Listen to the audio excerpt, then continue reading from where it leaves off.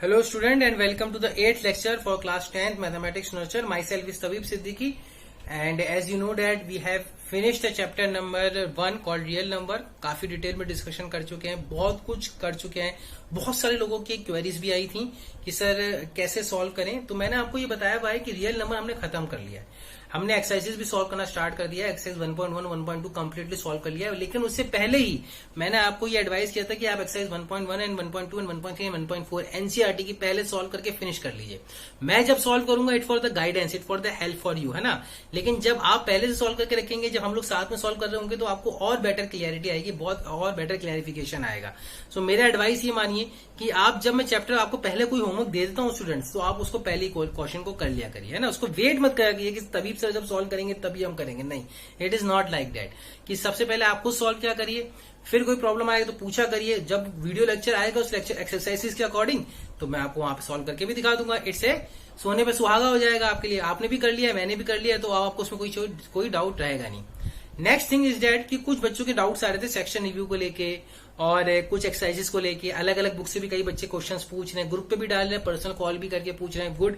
जो personal call कर रहे हैं, जो मुझे फोन पे पूछ लेते हैं, वो तो बहुत ही बढ़िया है. जो मैसेज डाल रहे हैं मैं उनको यही एडवाइस करूंगा कि कॉल से भी कनेक्ट रहें, खुद कॉल करें मुझसे.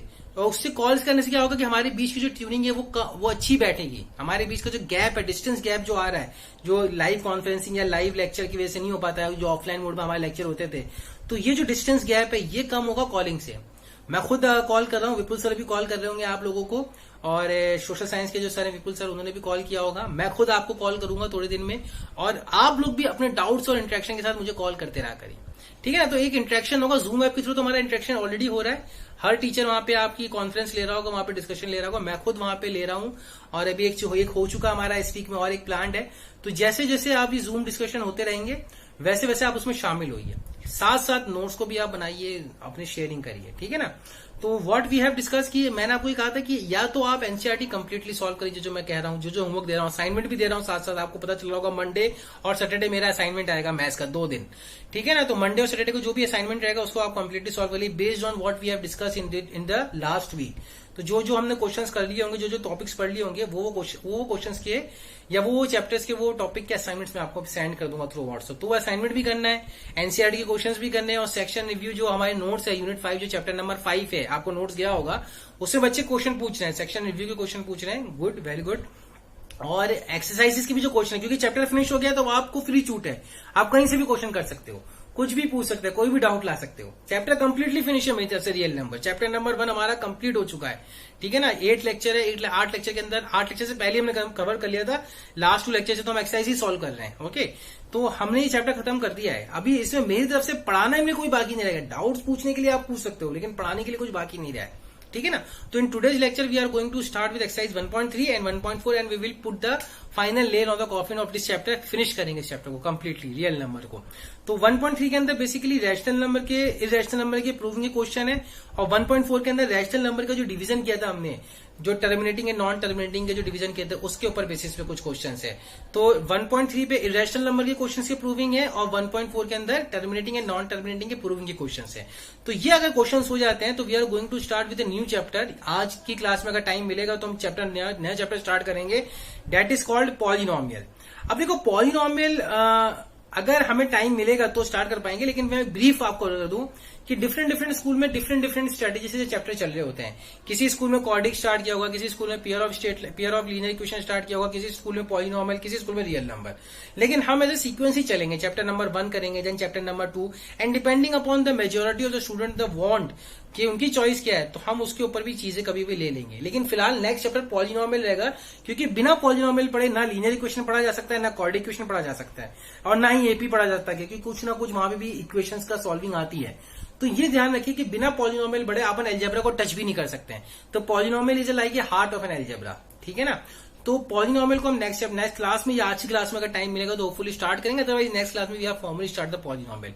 तो उसके लिए भी रेडी रहिएगा, और इसमें काम को पेंडिंग मत होने दीजिएगा कि रियल नंबर का पॉलिनोमियल स्टार्ट हो गया तो रियल नंबर की जो मेरे क्वेश्चन बाकी है उसको छोड़ो. नहीं, ऐसा नहीं करना, अपनी तरफ से बिल्कुल एक्टिव रहिए, रियल नंबर के सारे क्वेश्चंस करिए। बहुत इजी चैप्टर है, वेटेज 6 मार्क्स का बता चुका हूं, बहुत ज्यादा इंपॉर्टेंट चैप्टर है, अकेला चैप्टर 6 मार्क्स का है और उसके अंदर भी बहुत इजीली फिक्स क्वेश्चंस आते हैं। अगर अपने को क्वेश्चंस का आइडिया है तो अपन इजीली स्कोर कर सकते हैं वहां पे। ओके, सो बी विजिलेंट है ना, आपको अच्छा पता होना चाहिए क्वेश्चंस कैसे अपने को आ रहे हैं, समझ में आ रहा है, एनसीईआरटी के सारे क्वेश्चंस हो रहे हैं और अपने नोट्स के भी सारे क्वेश्चन हो रहे हैं। ठीक है, then we will move to the next chapter.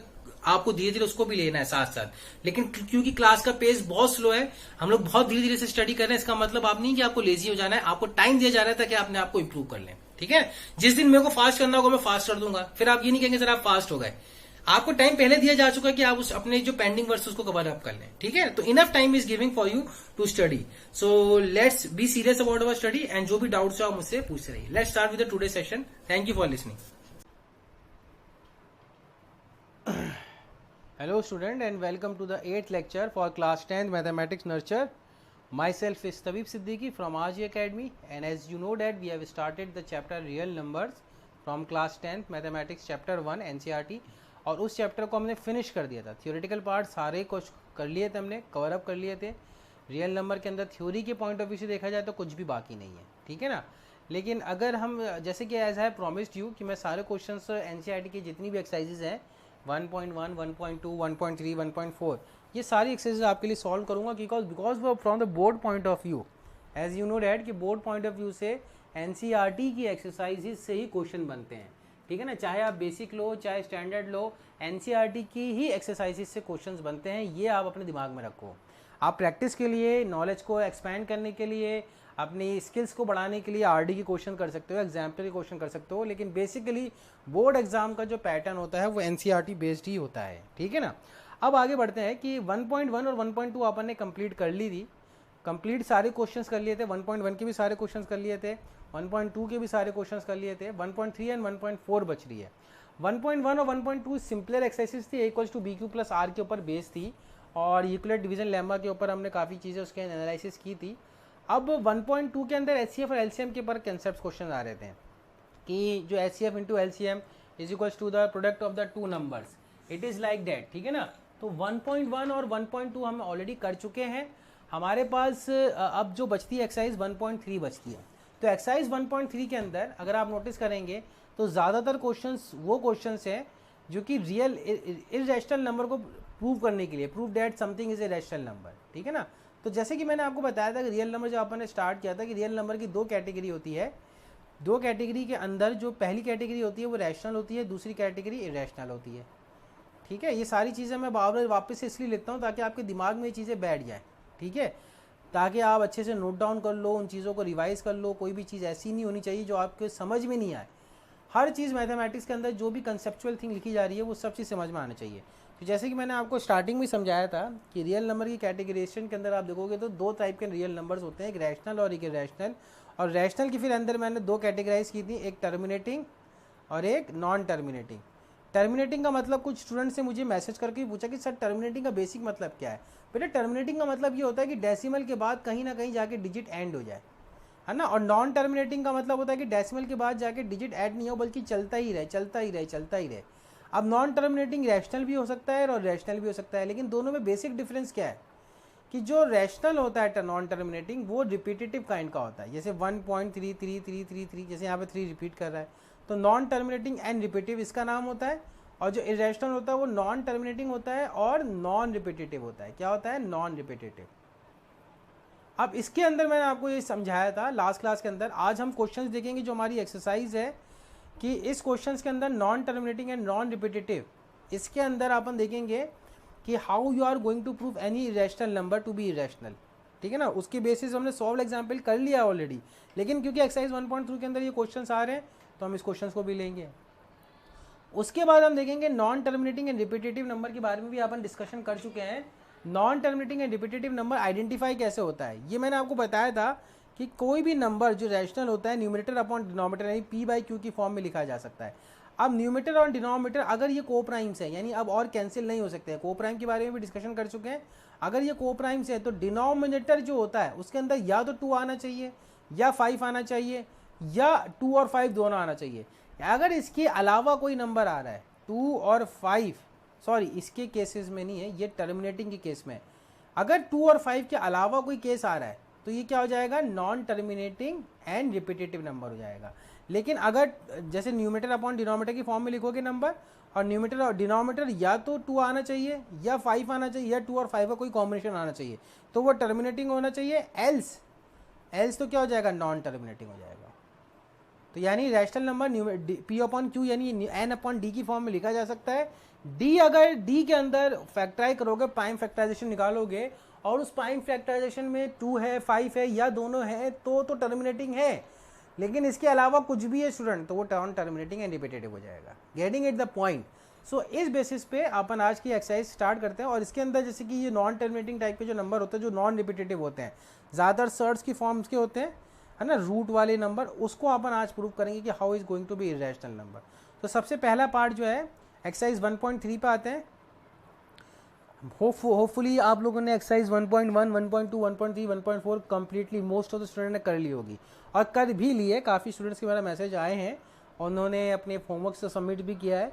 But what I advise them कि सबको ये करना है स्टूडेंट। अगर कुछ स्टूडेंट ने किया है कुछ स्टूडेंट नहीं किया है, इट इज़ नॉट एडवाइजेबल। सबको ये क्वेश्चंस करने हैं, सबको एक्सरसाइजेस करनी है। मेरे सॉल्यूशन के लिए वेट मत किया करिए। मेरा सॉल्यूशन तो मैंने आपको कई बार बताया, as a reference, as a guidance की तरह काम लीजिए। उसको आप देख के समझने की कोशिश मत करिए। पहले खुद चीज़ों को समझिए, फिर जहाँ अटकते हो वहाँ से मेरे सॉल्यूशन की हेल्प लीजिए। ठीक है, तो एक्सरसाइज 1.3 एज ए एडवाइस की मैंने पहले भी होमवर्क में दिया हुआ है ये। अब मैं वापस से आपके लिए प्रॉमिस जो मैंने किया था कि मैं इसको सॉल्व करके दिखाऊंगा, तो मैं आज आपके लिए करने जा रहा हूँ। एक्सरसाइज 1.3 का पहला क्वेश्चन है, prove that root 5 is an irrational number. As you know that कि हम ये क्वेश्चन पहले भी कर चुके हैं जब हमने थ्योरी को पढ़ रहे थे, और वहाँ पे ये सेम क्वेश्चन हमने किया था। लेकिन क्योंकि ये एक्सरसाइज में भी आ गया है तो मुझे ये कर लेना चाहिए आपके लिए। ठीक है, तो एक्सरसाइज 1.3 का पहला क्वेश्चन जो है, prove that root 5 is an irrational number. तो हम क्या मानते थे ऐसे क्वेश्चन में कि let root 5 be a rational number. तो रूट 5 अगर रैशनल नंबर हो जाएगा स्टूडेंट, तो इसका मतलब रूट 5 को पी अपॉन क्यू या ए अपॉन बी की फॉर्म में लिखा जा सकता है। सो दिस इम्प्लाइज डैट कि root 5 is nothing but is equals to A upon B. अब यहाँ पे अजम्पशंस बहुत इंपॉर्टेंट है। यहाँ पे अजम्पशंस क्या लोगे कि बी और not equals to 0 and A and B are coprimes. ये लाइन लिखना बहुत ज़रूरी है। अगर ये लाइन नहीं लिखते हो ना स्टूडेंट, तो दुनिया का हर नंबर इरेशनल प्रूफ हो जाएगा। दुनिया का हर नंबर इरेशनल प्रूफ हो जाएगा। आप 6 को भी ए बाई बी की फॉर्म में लिखोगे तो वो भी इरेशनल प्रूफ हो जाएगा। तो मैं ये कहने की कोशिश कर रहा हूँ कि ए और बी क्या है, को प्राइम्स हैं। अगर ये ए और बी को प्राइम्स हैं तो यानी ये और सिंप्लीफाई नहीं हो सकते और कैंसिल आउट नहीं हो सकते हैं। को प्राइम्स के बारे में ऑलरेडी डिस्कशन किया हुआ है। जिन स्टूडेंट ने वो लेक्चर नहीं देखा है वो जाके वापस से रिवाइंड करे, चीज़ों को रिकैप करे, नोट्स को बना के रखें। एज यू नो डेट कि कोई भी लेक्चर ज़्यादा से ज़्यादा 2 दिन रहेगा, 3 दिन रहेगा, उससे ज़्यादा नहीं रहेगा। तो अगर आपने ये लेक्चर अगर अभी तक आपने नहीं देखा है स्टूडेंट, तो आपको वो लेक्चर देखने चाहिए, रिवाइज करना चाहिए। ठीक है, तो root 5 is equals to A by B की फॉर्म में लिखेंगे और ए और बी क्या है, को प्राइम्स हैं आपके। अब यहाँ पे चीज़ों को समझने की ज़रूरत है कि अगर मैंने रूट 5 को ए बाई बी लिखा तो उसको स्क्वायर करके लिखते तो क्या आ जाएगा, यह आ जाएगा 5b square is equals to A square. ठीक है, यहाँ से ये पता चला कि b square is nothing but is equals to A square by 5। b square is nothing but is equals to what, A square by 5। अब ये थ्योरम थी कि अगर p प्राइम नंबर है, यहाँ पे मैं वापस से थ्योरम लिख देता हूँ, if p is a prime number, if p is a prime number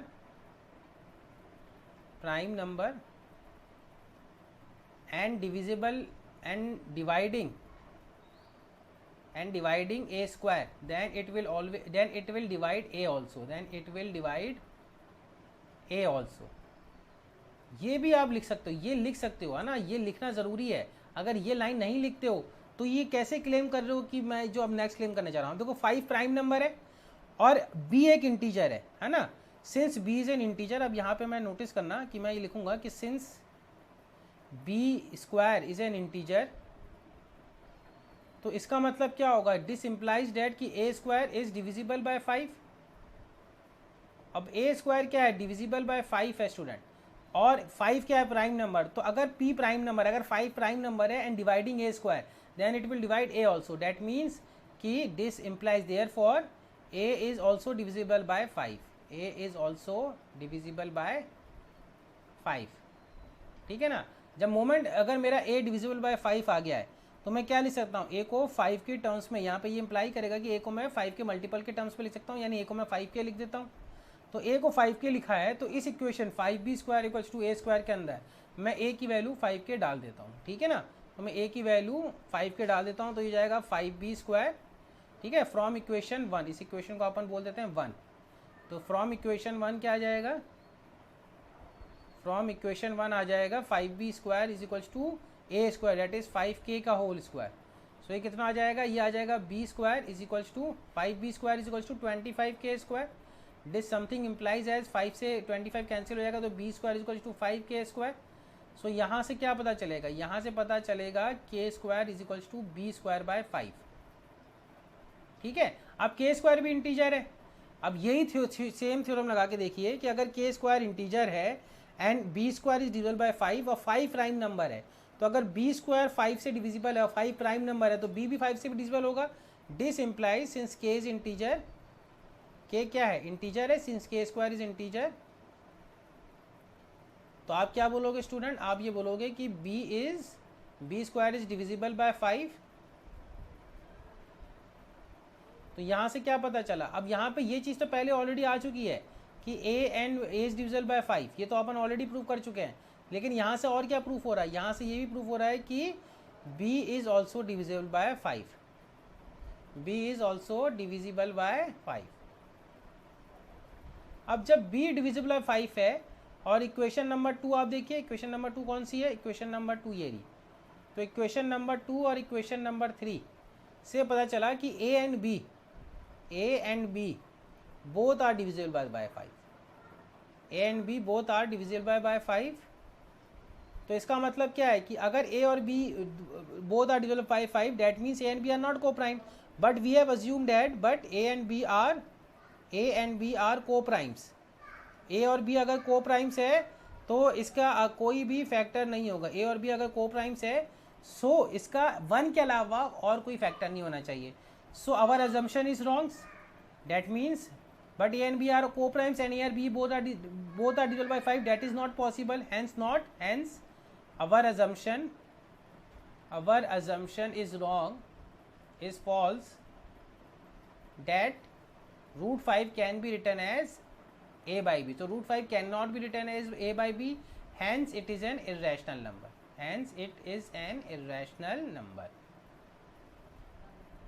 ठीक है, hence it is an irrational number।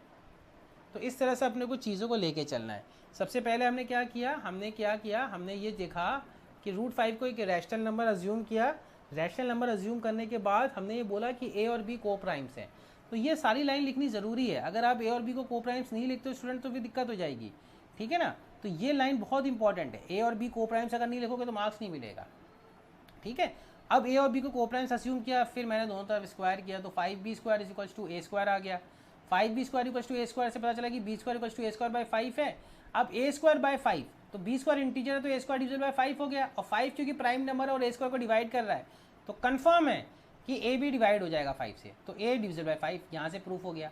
अब a अगर 5 से डिविजिबल है तो a 5 का मल्टीपल हो सकता है, 5 का मल्टीपल a यानी 5 से डिविजिबल है, इसका मतलब a क्या क्या हो सकता है, या तो 5 हो सकता है, या 10 हो सकता है, या 15 हो सकता है, यानी 5 का मल्टीपल।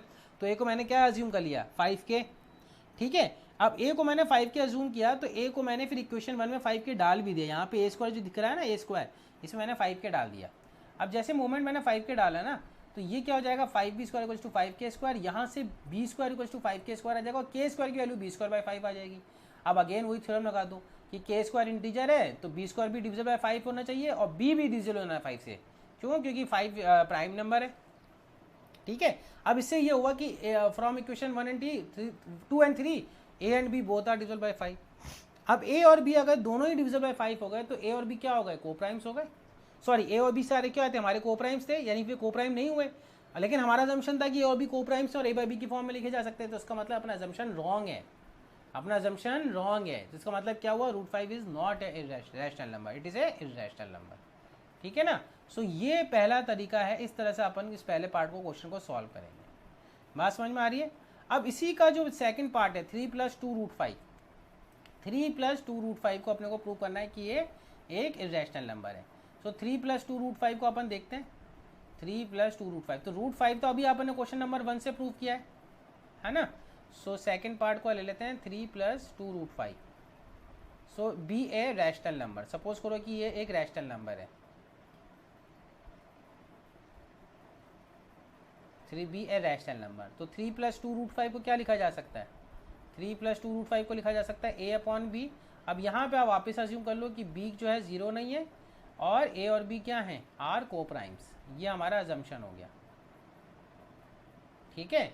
अब यहाँ से आप थोड़ा सा रीअरेंज करो इसको. √5 को यहीं रहने दो, 2√5 को. तो ये हो जाएगा a/b - 3.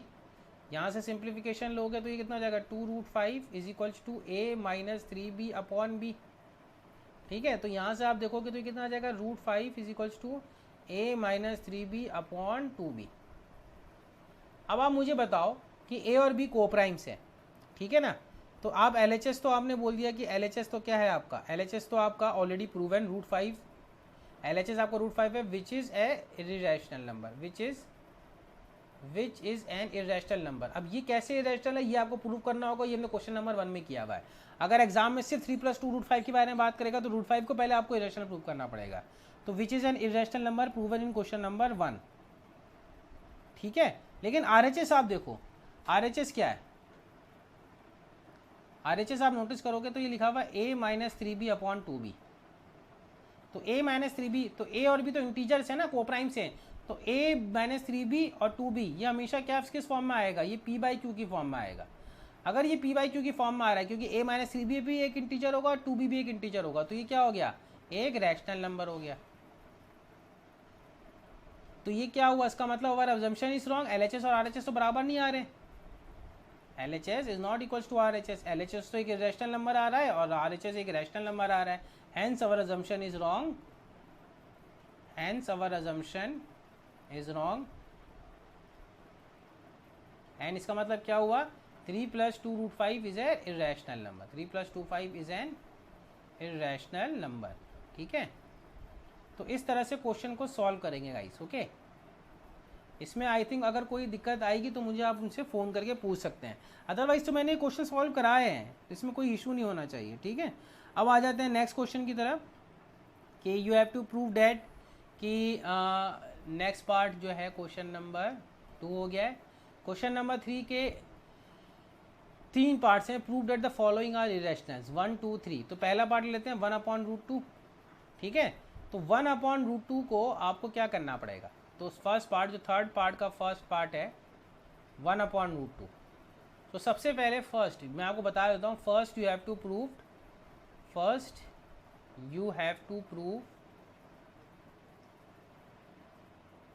Prove that √2 is a rational number. √2 is an irrational number. अब ये कैसे प्रूव करोगे? ये तो अभी आपने √5 की तरह जैसे प्रूव किया वैसे √2 को भी प्रूव कर दोगे. तो first you have to prove that √2 is an irrational number. उसके बाद अगर ये √2 इर्रेशनल नंबर प्रूव हो जाता है, मैं आपको हिंट दे देता हूँ. ये जो रेड में मैं कर रहा हूँ ये आपके लिए हिंट है कि √2 को आप a/b को अज्यूम करोगे. a/b आपके अगेन को प्राइम्स होंगे. ठीक है. इसका स्क्वायर करोगे तो ये b² = a² / 2 आ जाएगा. इसका मतलब ये हो जाएगा कि a is divisible by 2. a is divisible by 2. तो इसका मतलब a को आप 2 के टर्म्स में लिख सकते हो, 2 के मल्टीपल में. ठीक है. तो यहाँ से जब आप पुट करोगे तो ये b² 2b² = a². तो ये हो जाएगा 4k². तो यहाँ से आ जाएगा 2k². तो यहाँ से आ जाएगा कि इसका मतलब ये हो जाएगा कि b भी डिविजिबल बाय 2 है. बहुत शॉर्ट में लिख दिया मैंने, है ना. b भी डिविजिबल बाय 2 है. तो ये दोनों से पता चल जाएगा कि पॉसिबल नहीं है. तो √2 क्या हो जाएगा? √2 is not equals to a/b. अगर ये भाई a और b तो कोप्राइम्स है ना. अब a भी डिविजिबल बाय 2 है, b भी डिविजिबल बाय 2 है, तो कोप्राइम कहाँ रहा? कोप्राइम का मतलब होता है कि HCF क्या होना चाहिए? 1 होना चाहिए. यहाँ पे तो HCF 2 आ गया. तो a/b के बराबर नहीं है. इसका मतलब ये हुआ. तो √2 इज एन इर्रेशनल नंबर. ये बहुत शॉर्ट में किया है. जो अभी लॉन्ग क्वेश्चन नंबर 1 में देखो मैंने सारी चीज़ें लिखी थी, वैसे ही आपको करना है. तो फर्स्ट आपको √2 is an irrational number prove करना है. अब आप आ जाओ 1/√2 पे. आपको क्या प्रूव करना था कि 1/√2 के बारे में चेक करना. तो आप अज्यूम कर लो let 1/√2 be a rational number. ठीक है ना. So let 1/√2 be a rational number. अब 1/√2 अगर रैशनल नंबर है तो ये क्या इंप्लाई करेगा कि 1/2√2 को अपन किसकी फॉर्म में लिख सकते हैं, p/q की फॉर्म में। तो 1/√2 को अपन a/b की फॉर्म में लिख लेते हैं। ऐसा करते a/b की फॉर्म में नहीं लिखते हैं क्योंकि a/b मैंने ऊपर ले लिया है, तो p/q के फॉर्म में लिखते हैं। अब p और q यहाँ पे भी क्या है, कोप्राइम्स अज्यूम करना पड़ेगा, ये लिखना पड़ेगा लाइन, है ना। अब उसके बाद क्या करेंगे, इसको रेसिप्रोकल कर लेते हैं ना, रिवर्स कर लेते हैं। यहाँ पे q 0 नहीं है, तभी ऐसा कर पाएंगे, ठीक है। q 0 नहीं है तो इसका मतलब क्या हुआ, तो इसका मतलब ये हुआ कि अगर मैं इसको क्रॉस मल्टीप्लाई करके लिखूँ तो इसका मतलब आ जाएगा कि p/q इज इक्वल्स टू √2, है ना। फ्रॉम हेयर यहाँ से क्या आ जाएगा, p/q की वैल्यू किसके बराबर हो जाएगी, √2 के बराबर। अब p/q अगर √2 आ रहा है स्टूडेंट, तो इसका मतलब क्या हुआ, RHS आपका क्या आ गया, RHS आपका रैशनल आ गया। और LHS कितना आया, LHS आपका √2 है, LHS आपका √2 है जो कि इरेशनल है, वो ऑलरेडी अभी आपने ऊपर प्रूव किया है। तो इसका मतलब क्या हुआ, LHS is not equal to RHS। तो LHS और RHS बराबर नहीं है, तो इसका मतलब क्या हुआ, 1/√2 is not written as p/q। 1/√2 can not be written as p/q, which implies that 1/√2 is an irrational number। ठीक है, ऐसे अपने को स्टेप बाय वाइज जाएंगे तो अपने को पूरे मार्क्स मिलेंगे। अगर आप बहुत शॉर्ट करने की कोशिश करोगे तो मैं जब कॉपी चेक करूंगा तो मार्क्स नहीं दूंगा। फिर जो मैं पढ़ा रहा हूँ, जो मैं लिखवा रहा हूँ, वो आपको लिखना पड़ेगा। अगर वो चीज़ मुझे नहीं लिखी है तो मैं क्या, बोर्ड एग्जाम भी आपके मार्क्स काटेगा। ये p/q कोप्राइम्स है, थ्योरम क्या है, पहले क्या प्रूव करना है, ये सारी चीज़ें आपको एज इट इज ही लिखनी पड़ेंगी, भले ही आपको आता हो। लेकिन एग्जाम में ये नहीं पता होता है कि आपको कितना आता है। एग्जाम में आपको ये शो करना होता है कि आपको कितना आता है। हमें नहीं पता होता कि आपको कितना होता है, आप शो करोगे तो पता चलेगा।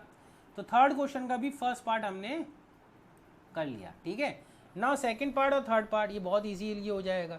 √5 और √2 अभी अपन ने इरेशनल प्रूव कर दिया है, ठीक है ना।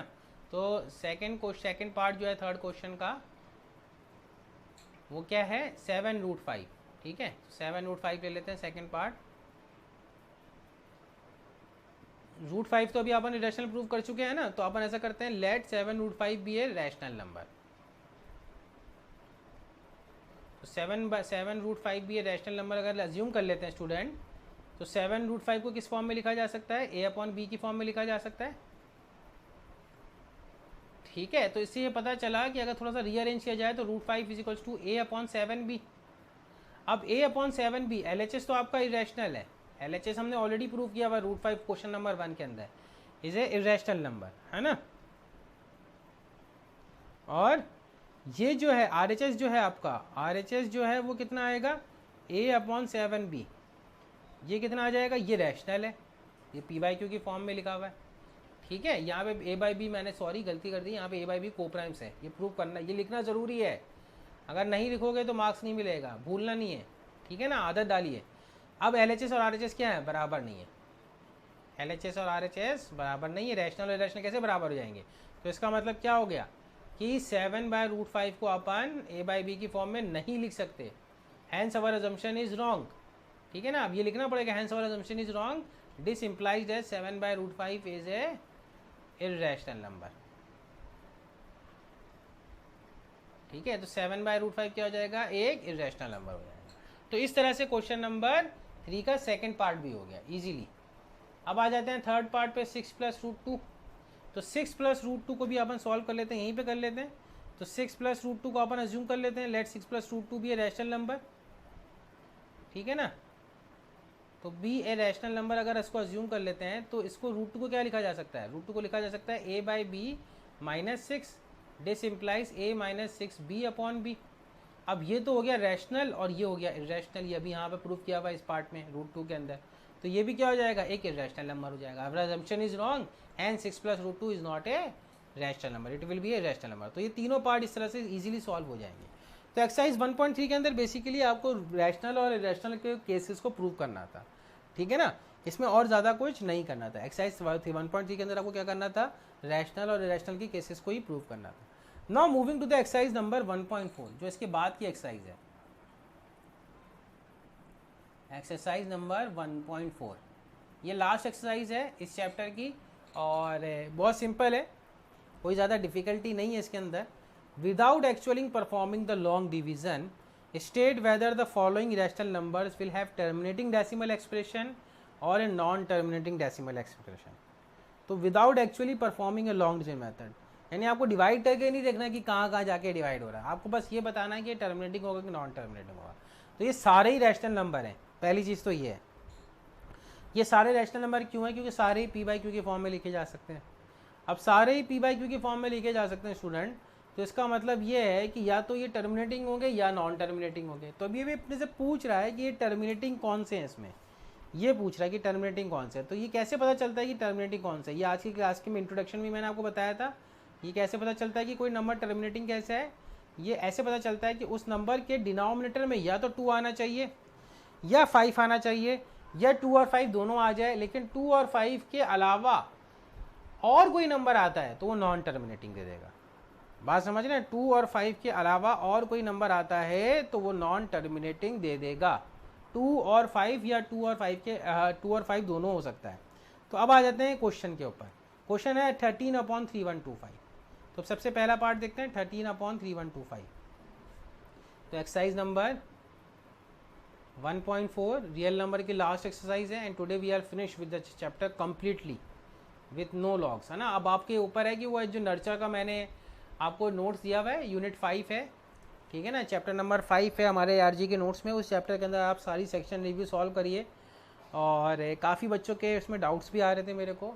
तो सेक्शन रिव्यू का जो डिस्कशन क्लास में आप मुझसे पूछ लिया करिए, जो अपनी डिस्कशन क्लास होती है ना जूम ऐप के थ्रू, तो उसमें आप सेक्शन रिव्यू क्वेश्चन मुझे एक दिन पहले, जब जूम ऐप का डिस्कशन प्लान होता है उसके एक दिन पहले आप मुझे अपने क्वेश्चंस को सीक्वेंस वाइज भेज दिया करिए ग्रुप के अंदर, तो जूम ऐप के अंदर मैं वही क्वेश्चन को डिस्कस कर लिया करूँगा, ठीक है ना। तो आप इस बार नर्चर की जो एक्सरसाइजेज हैं वो भी कर लीजिए। नर्चर बैच की जो हमने नोट्स दिए हैं उसके अंदर एक्सरसाइज 1 है 2 है, वो दोनों आप सॉल्व कर लीजिए। उसमें बोर्ड के भी क्वेश्चन हैं। अगर आप नर्चर का जो नोट्स दिया यूनिट 5 सिर्फ आप वो कर लेते हो कम्प्लीटली, उसमें कोई भी क्वेश्चन नहीं छोड़ते हो, तो मैं गारंटी दे रहा हूँ कि आपके 100 आउट ऑफ 100 आएंगे मैथ्स में, गारंटीड है। अगर आप एक एक क्वेश्चन उस नोट्स का कर लेते हो तो और कुछ करने की ज़रूरत नहीं है, ना एनसीईआरटी, ना आरडी, ना एग्जाम्पलर, ना कोई होमवर्क, कुछ भी नहीं, सिर्फ काफ़ी है वो एक्सरसाइजेस। लेकिन प्रॉब्लम क्या है कि हम करते ही नहीं है ना। जब हम करते ही नहीं है तो कोई गारंटी नहीं है कि आपके 100 आउट ऑफ 100 आएंगे कि नहीं आएंगे। सो इस चीज़ को फिर आप अपने ऊपर लीजिए, इस चीज़ से आप एक तरह का डिटर्मिनेशन लीजिए कि नहीं मैं करूँगा, ठीक है ना। तो पहला क्वेश्चन था एक्सरसाइज 1.4 का 13/3125। तो 13/3125, तो 13 और प्राइम नंबर है तो जाहिर सी बात ये को प्राइम्स हो जाएंगे, तो और कैंसिल आउट होंगे नहीं। तो अपन करते हैं 13/3125 का अपन लेते हैं डिनोमिनेटर को फैक्टर्स निकालते हैं 3125 के। तो सबसे पहले 5 आ रहा है, 5 6 30, ठीक है, 5 2 10, 5 5 25, फिर 5 125, फिर 5 25, फिर 5 5 फिर 5 1 तो कितनी बार 5 आ रहा है? तो ये लिख सकते हैं 13/5 टू दी पावर 5। तो डिनोमिनेटर में या तो 2 आना चाहिए या 5 आना चाहिए या 2 और 5 का मल्टीपल आना चाहिए, ठीक है। तो यहाँ पे आप नोटिस करोगे तो n की वैल्यू तो 0 है और m की वैल्यू कितनी है? 3 है। तो ये नंबर क्या हो जाएगा? ये नंबर हो जाएगा टर्मिनेटिंग। भाई या तो 2 आ रहा है या 5 आ रहा है या 2 और 5 का कॉम्बिनेशन आ रहा है, तो यहाँ पर सिर्फ 5 आ रहा है तो कंफर्म टर्मिनेटिंग हो गया, ठीक है ना। तो पहला पार्ट क्या है इस क्वेश्चन का? टर्मिनेटिंग है।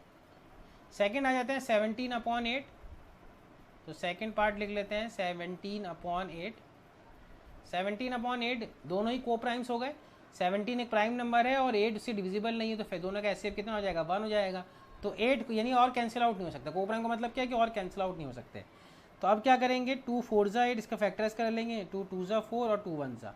अब आप नोटिस करोगे कि 17/8 को लिख सकते हैं 17/2 टू दी पावर 3।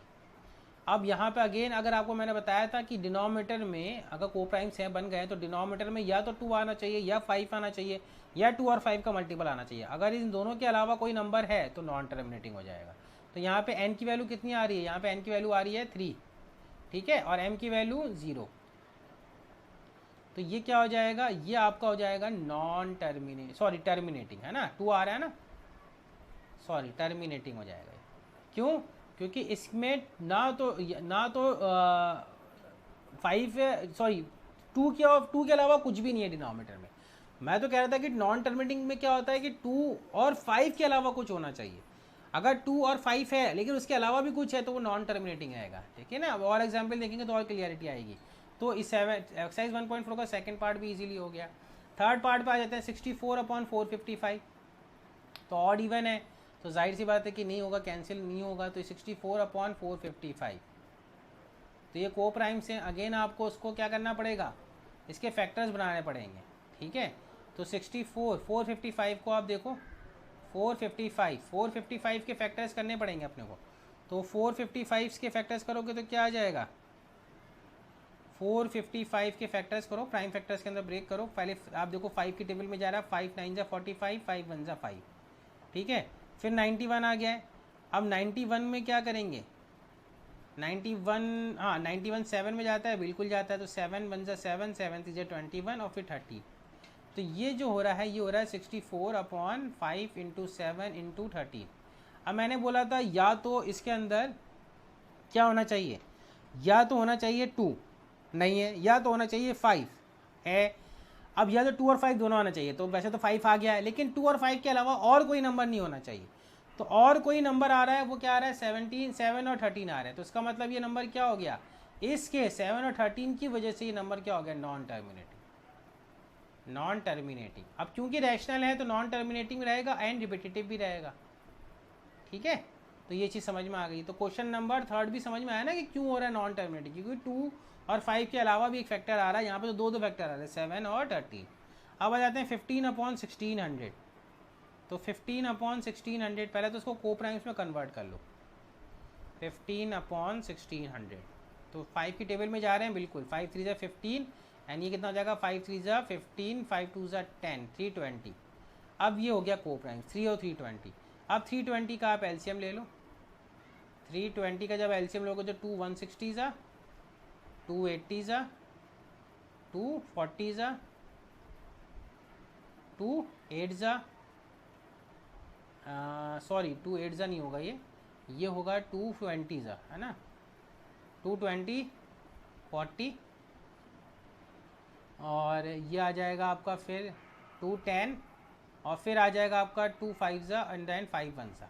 तो ये 2 कितना बार आ रहा है, यहाँ पे आ जाएगा 3/2 आ रहा है, 1 2 3 4 5 6 टाइम्स आ रहा है। तो ये बेसिकली हो रहा है 2 to the power 6, ठीक है। और 5 कितनी बार आ रहा है, 5 आ रहा है 1 टाइम्स। तो अब यहाँ पे देखो कि मैंने आपको बोला था कि डिनोमिनेटर में या तो 2 आना चाहिए या 5 आना चाहिए या 2 और 5 दोनों आना चाहिए, इसके अलावा कोई और नंबर नहीं आना चाहिए। तो 2 यहाँ पे n की वैल्यू कितनी हो जाएगी, n की वैल्यू 6 और m की वैल्यू 1। तो ये नंबर क्या हो जाएगा, ये नंबर 2 और 5 के अलावा और कोई नंबर नहीं आ रहा, तो ये टर्मिनेटिंग हो जाएगा। इस तरह से अपने को सारे क्वेश्चंस देखने हैं। मुझे लगता है कि आपको हिंट लग गई होगी, ठीक है ना। अब आ जाते हैं 29/343। अगेन को प्राइम्स हैं, दोनों और किसी से डिविजिबल नहीं है, तो 29/343। सो लिख लेते हैं 29/343। तो वैसे भी 343 किसका क्यूब होता है, 7 का क्यूब होता है। तो डिनोमिनेटर में या तो 2 आना चाहिए या 5 आना चाहिए या 2 और 5 के अलावा और कोई नंबर नहीं आना चाहिए। तो यहाँ पे तो 2 भी नहीं आ रहा, 5 भी नहीं आ रहा है, और उसके अलावा क्या आ रहा है, 7 का क्यूब आ रहा है। तो ये कंफर्म क्या हो गया, ये कंफर्म हो गया नॉन टर्मिनेटिंग। बात समझ रहे हैं, ये कंफर्म हो गया नॉन टर्मिनेटिंग। अब आ जाते हैं अपन 6 पार्ट पे, इसी तरह ऐसे 6 पार्ट भी कर लेते हैं। इजी है सारे क्वेश्चंस, सिंप्लीफाई वे में हो रहे हैं, बहुत ज़्यादा कोई डिफिकल्ट नहीं है। ये तो देखो यहाँ पे तो डायरेक्टली इन्होंने फॉर्म दे रखा है। तो ये नंबर क्या हो जाएगा, देखो 2 भी आ रहा है, 5 भी आ रहा है, 2 और 5 के अलावा कोई नंबर आ रहा है क्या, नहीं, 2 और 5 के अलावा कोई नंबर नहीं आ रहा, तो ये तो टर्मिनेटिंग हो गया, ठीक है ना। ये समझ रहे हैं, 2 और 5 के अलावा कोई भी नंबर नहीं आ रहा है, तो ये क्या हो गया, टर्मिनेटिंग हो गया। यहाँ पे नोटिस करो, यहाँ पे 2 आ रहा है, बिल्कुल आ रहा है, 5 आ रहा है, हाँ आ रहा है, लेकिन 7 नहीं आना चाहिए था।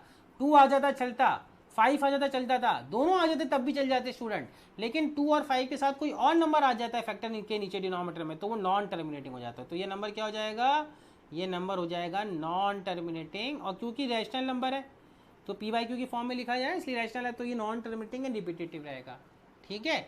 इसी तरह 6 पार्ट पर आ जाओ। 6 पार्ट में आप 3 में कैंसिल कर दो, 3 2 जा 6 आ जाएगा ये, और 3 5 जा, तो 2/5 आ गया। अब मुझे बताओ 2/5, तो डिनोमिनेटर में 5 आ रहा है, हाँ आ रहा है, 5 के अलावा कोई नंबर आ रहा है क्या, नहीं। अगर 2 या 5 या 2 और 5 के अलावा कोई नंबर आता है तब सोचेंगे, लेकिन 2 या 5 या सिर्फ 5 या सिर्फ 2 आ जाए तब भी नंबर क्या होगा, टर्मिनेटिंग। तो ये नंबर भी क्या होगा, टर्मिनेटिंग।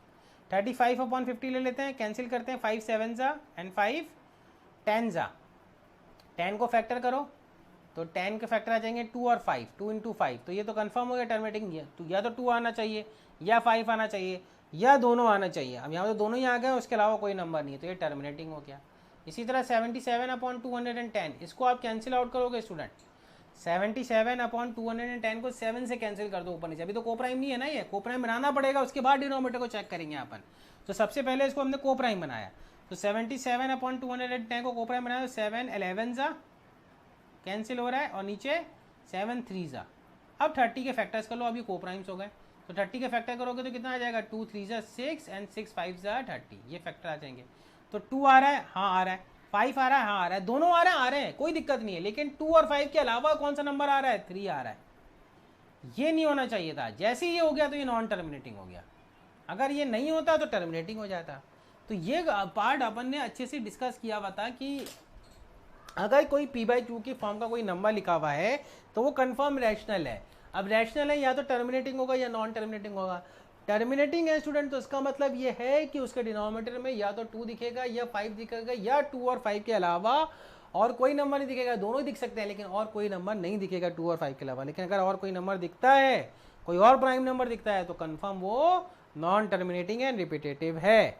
तो ये चीज़ को ख़त्म करते हुए, ध्यान में रखते हुए, ये एक्सरसाइज 1.4 भी कंप्लीट हुई हमारी। ठीक है, तो I think real number chapter हमारा फिनिश हुआ आज। सारी एक्सरसाइजेज भी फिनिश्ड हो गई हैं।